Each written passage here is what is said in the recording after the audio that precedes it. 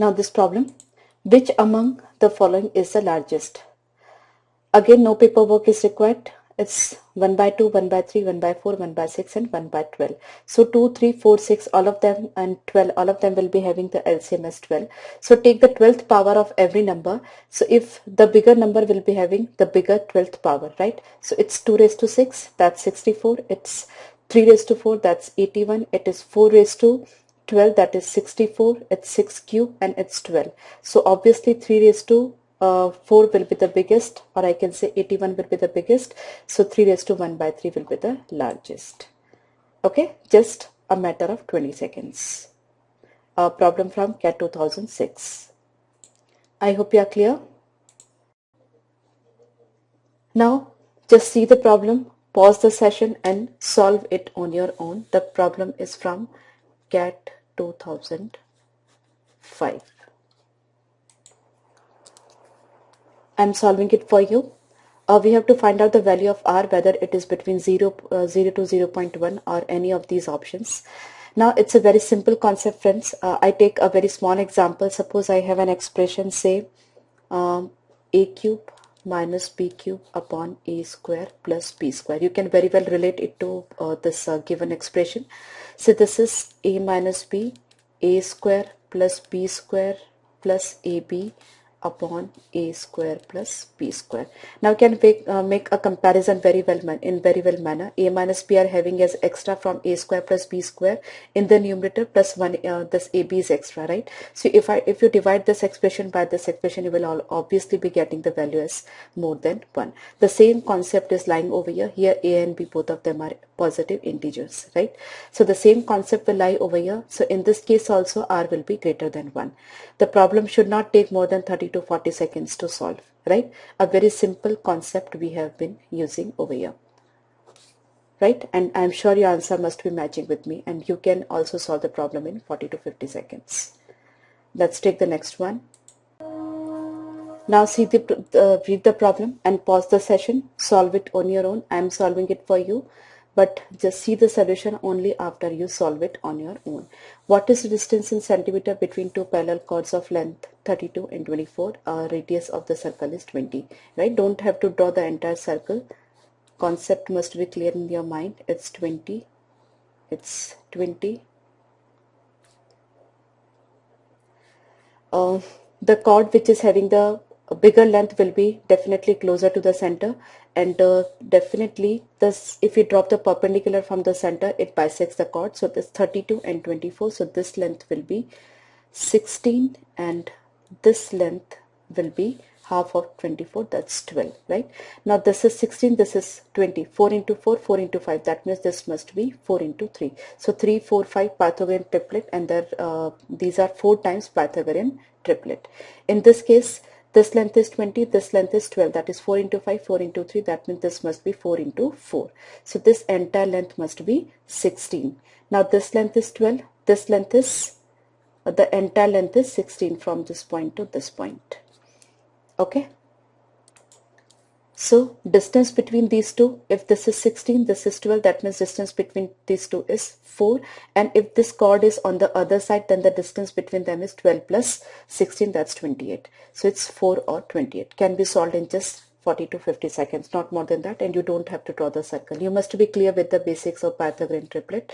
3, 4, 5 is the Pythagorean triplet over here, and their multiple, that is 3x, 4x and 5x will also form a Pythagorean triplet. Okay, so this concept has been used over here. I hope your answer is matching with mine.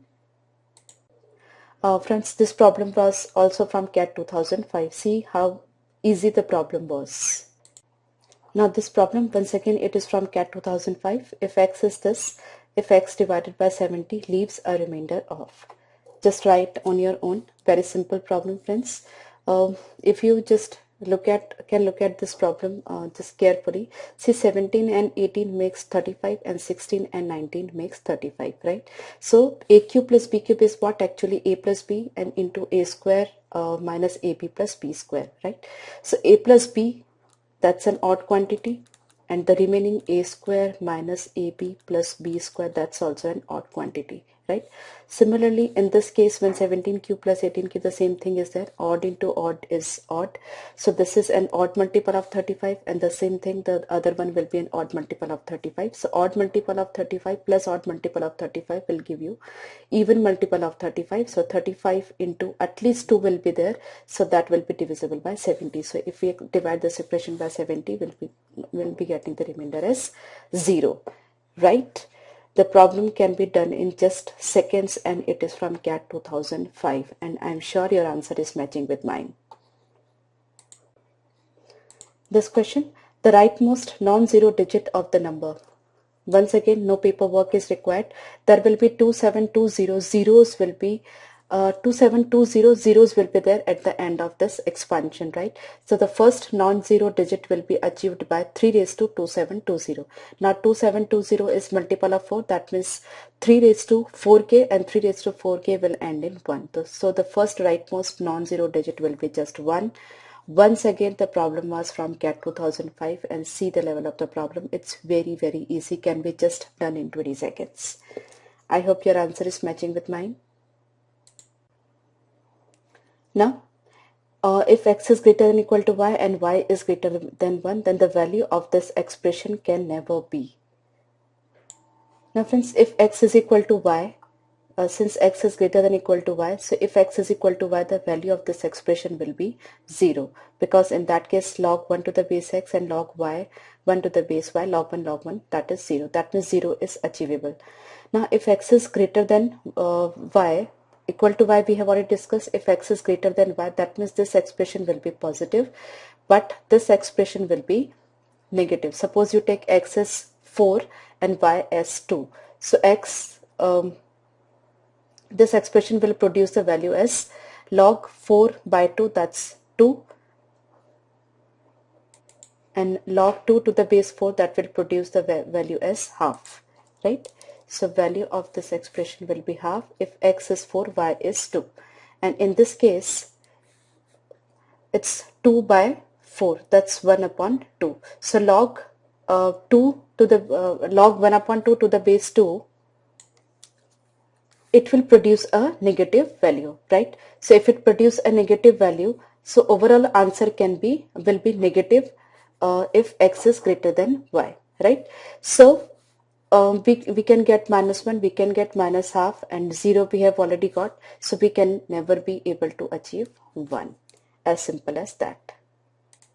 And I'm sure your answer is matching with mine. This is also from CAT 2005. Now solve this problem. Rectangular tiles each of size this and this must be laid down horizontally on a rectangular floor such that the tiles do not overlap. A tile can be placed in any orientation so long as its edges are parallel to the edges of floor. No tile should overshoot any edge of the floor. The maximum number of tiles that can be accommodated. So friends, this entire story is given just to confuse you. Precisely you have to find out how many rectangular tiles will be fit in this area, right? Doesn't matter whether you are putting them horizontally or vertically, right? So it's pretty simple. Area of the bigger region by area of the tile. So it's 143 by 21. 21 into 7 is 147. So it is bit less than 147. So instead of 7, maximum 6 tiles can be put up, and some area will still be vacant, right? The problem can be done in just 20 to 25 seconds. The story is given to confuse, nothing else, not at all required. And of course it is from CAT 2005. Now try this fast. A problem from CAT 2006. If x is negative half, then which of the following has the smallest value? Now friends, pretty simple problem, no need to go for any paperwork. See this, all of them will be positive if x is negative. Only the expression 2 will be providing the negative value. So obviously a negative value will be the smallest, right? So no need to go for any paperwork. 1 by x will be the smallest value. I hope you are clear. Now a problem from CAT 2005.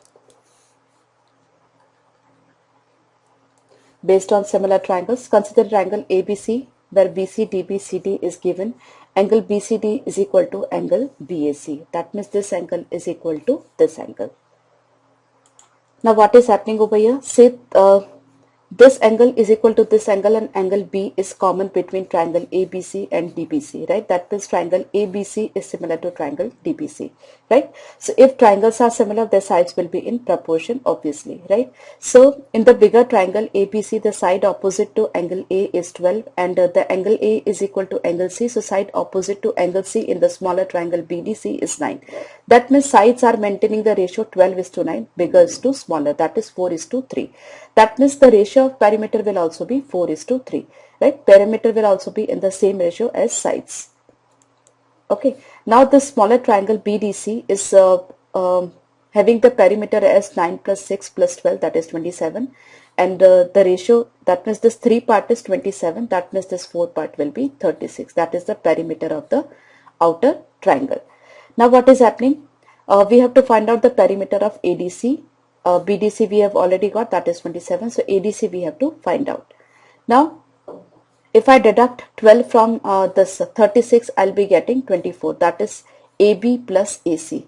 So AB plus AC is 24, and out of that if I deduct 9, I'll be getting AD plus AC. So 24 minus 9 is 15. So AD plus AC is 15, and if we add 6, we'll be getting the perimeter of ADC, that is 15 plus 6, 21, right? So 21 is the perimeter of ADC and 27 is the perimeter of BDC. So the ratio is 3739, 7:9.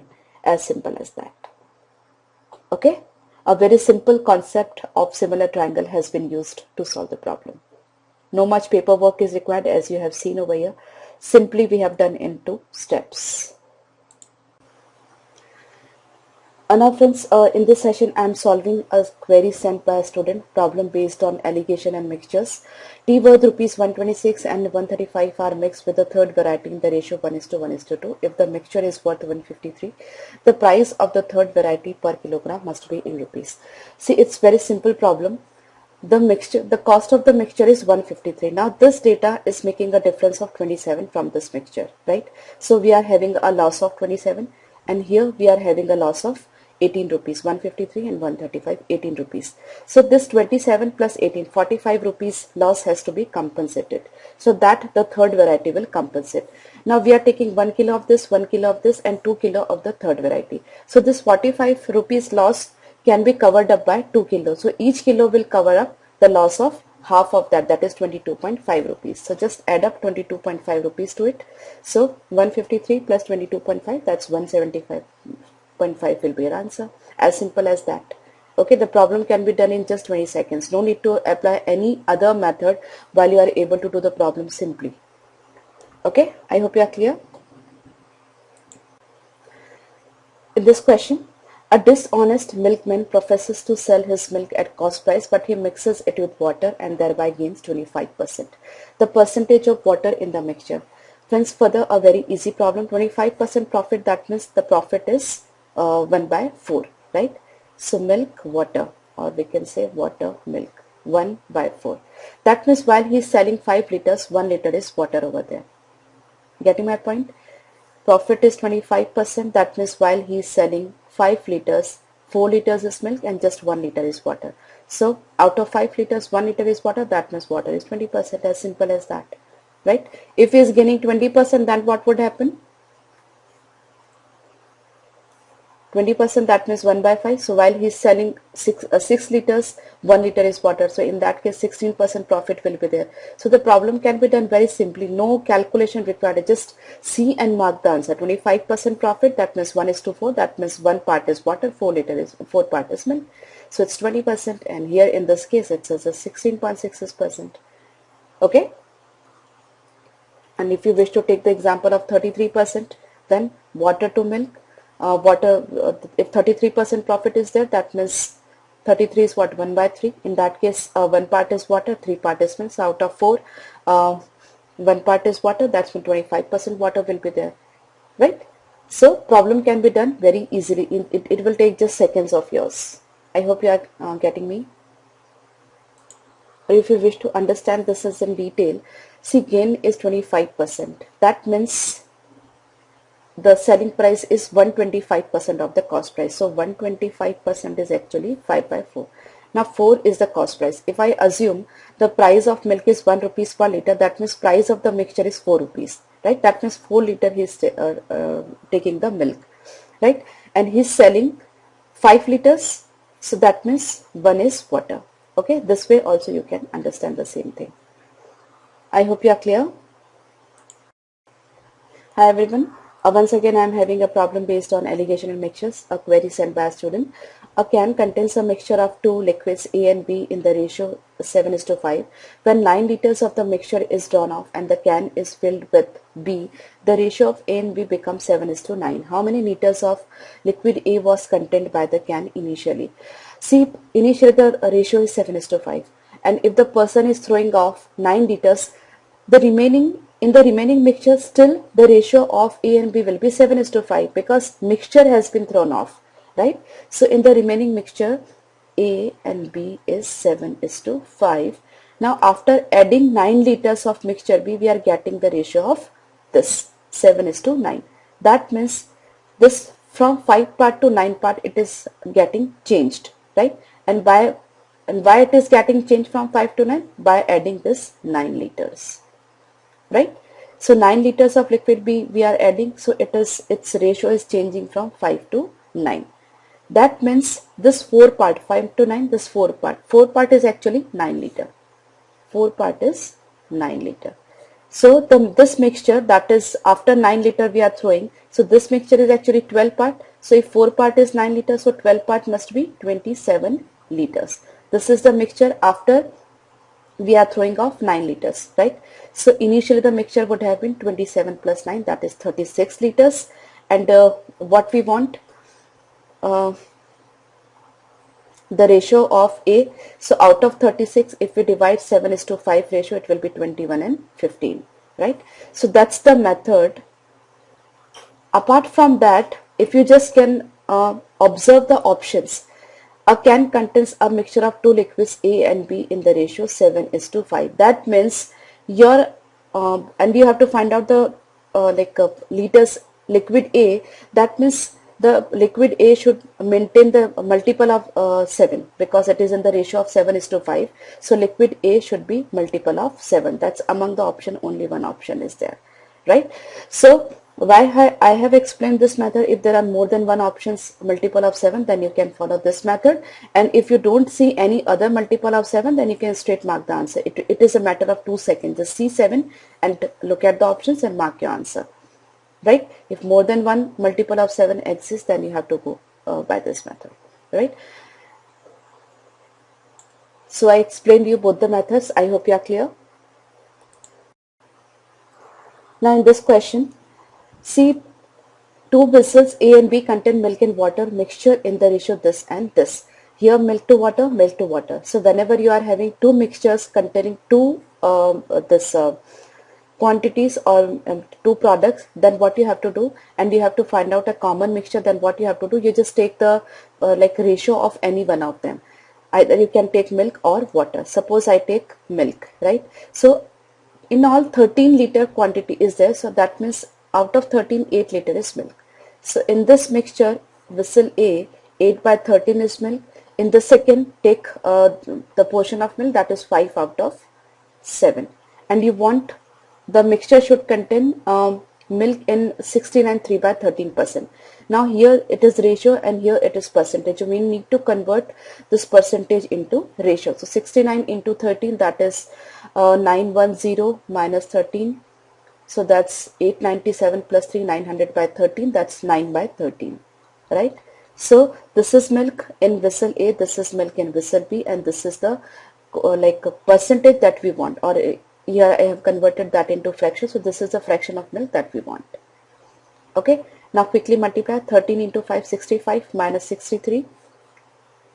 13 into 5, 65 minus 9 into 7, 63. So it's 2 by 13 into 7. Then 13 into, I'm sorry, it is directly can be written as 1 by 13, right? So the ratio is 2 by 7 is to 1, or we can say 2 is to 7, right? In the 2 is to 7 ratio, they should be mixed to get this percentage of milk. As simple as that. Okay, I hope it's clear to you. Uh, this problem, a can contains 40 liters of milk. From this container, 4 liters of milk was taken out and replaced with water. The process was repeated further 2 times. How much milk is now contained by the container in this in liters? See friends, in various quantitative aptitude books, the formula for this particular type of problem, that is continuous replacement, is given. So very well a formula can be used, but as far as my case is concerned, I generally do not prefer to use a formula.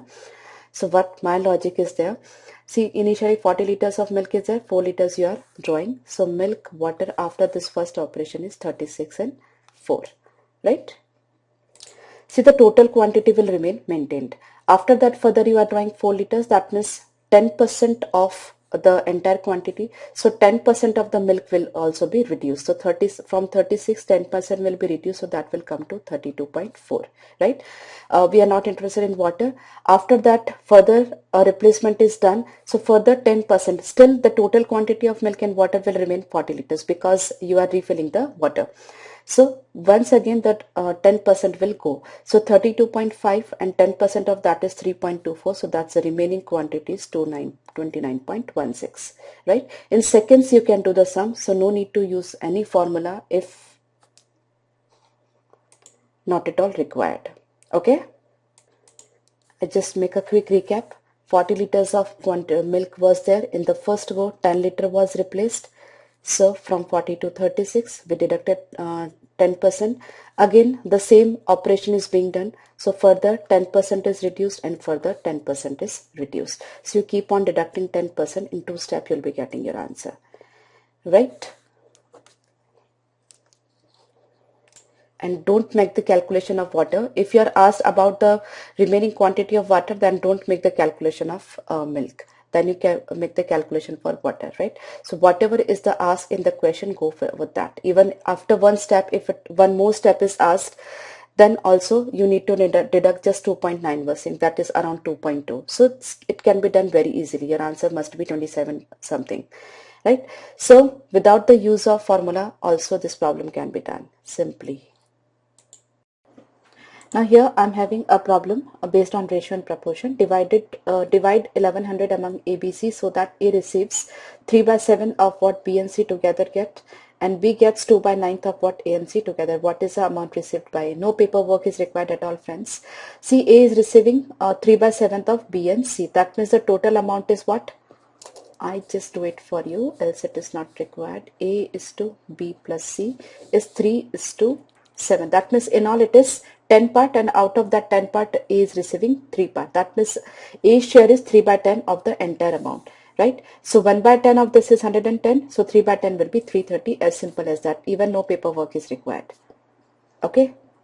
Similarly, if you wish to find out the portion of B, then B is getting 2 by 9 of what A and C together. That means out of total 11, B is getting 2 part, right? That means 2 by 11 of the total amount. So 1 by 11 is, that's 100. So 2 by 11 will be 200. So B is 200, A is 330. And if you have to find out the this portion of C, that you can find out easily, right? I hope you are clear.